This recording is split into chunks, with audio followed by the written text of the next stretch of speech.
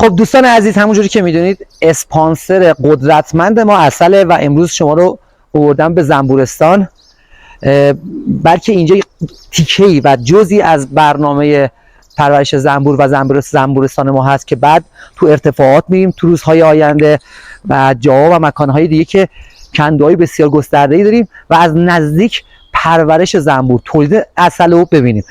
بس اینه که الان 7 اردیبهشت هست و فیلم اولی که داریم ضبط میکنیم در واقع فیلم ایستگاه 1 اردیبهشتمون حساب میشه و چون طبیعت بسیار زیادی داره و دیگه یواش یواش هم شکوفه‌ها داره، زنبورها حسابی از این شکوفه‌ها گل‌ها استفاده میکنن. عسل فصل بهار و انتهای بهار و ابتدای تابستان یک عسل با خلوص بالاست. خوشبختانه ما یکی از شگردهامون اینه که عسلمون از مناطق پرگل گیاه تو فصل پرگل گیاه هستش و این باعث شده که عسل ما علاوه ساکاروز، کیفیت و خلوص و اینکه عسل رو حرارت نمیدیم و دست انسان کمتر توش دخالت میشه و درمانی بودن عسل حرف اولو بزنیم. آب درمانی، حرکت درمانی، عسل درمانی، تلفیق این موضوع با هم دیگه معجزه کرده. بریم کندوها رو ببینیم.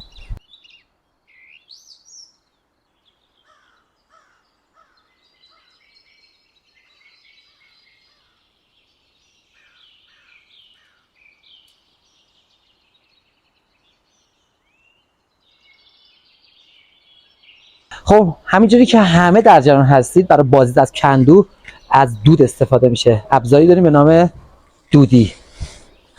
بریم ببینیم چجوری کار میکنه. بله،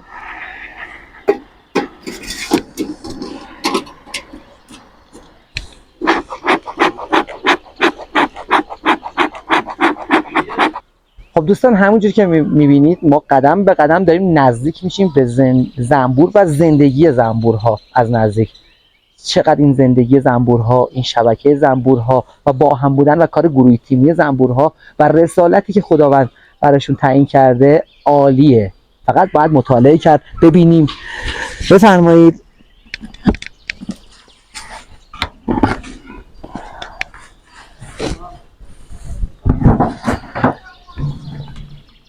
چقدر منظم، تحت فرمان ملکه، هر کسی، هر سربازی، هر زنبوری رسالت خودش انجام میده. از ابزار دودی استفاده میکنیم.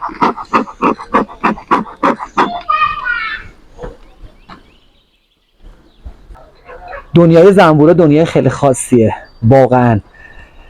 اگر زنبور از رو کره زمین حذف بشه، بعد از این مدت انسان منقرض میشه.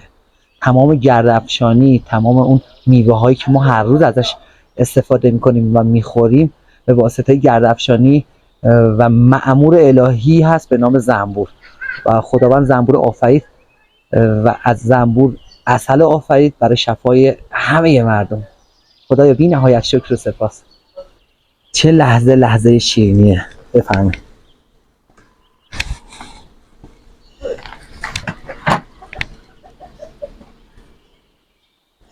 این موم خودبافته است و موم خودبافته که میگیم اینه. چه زیبایی داره، چه نقشی. شیشگوش، خونه های شیشگوشی که زنبور مهندسی میکنه و طراحی میکنه واقعا زیباست.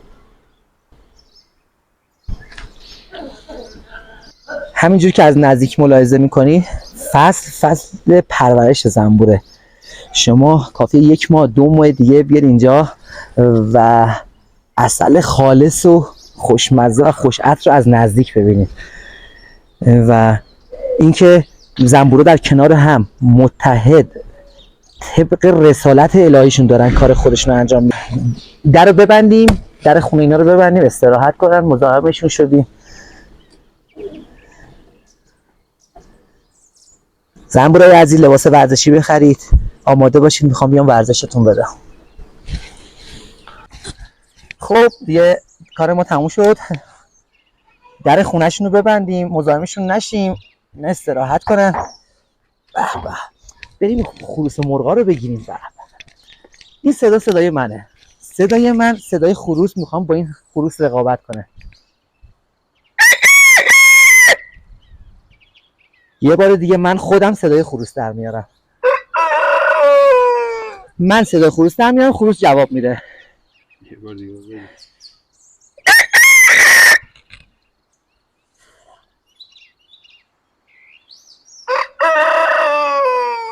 خب زنبورستان ما هم ببینید، البته گوشه ای از زنبورستان ما تو مناطق پرگل گیاه کل ایران بنا به اون منطقه و منطقه گلش برداشت عسل داریم و ارتباط اون با زنبورداران سر ایران هست. حالا بیشتر آشنا بشیم تو این طبیعت ما و روزی که الان ما اختصاص دادیم به بحث زنبور و پرورش زنبور و عسل‌های با کیفیت با خلوص 100%،